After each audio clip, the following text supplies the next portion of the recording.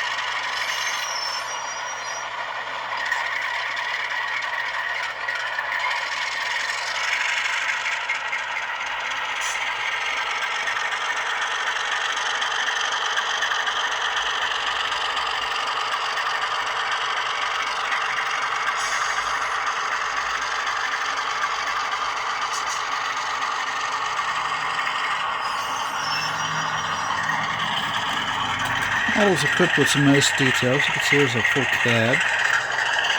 Got a nice fan down in the radiator there as well, and all the hoses and a couple of cut levers, some nice grab irons and ladders. Nice side. I didn't have an RS-3 in my collection, and for the price, I couldn't pass this one up. Hopefully it's a good locomotive. That's about it.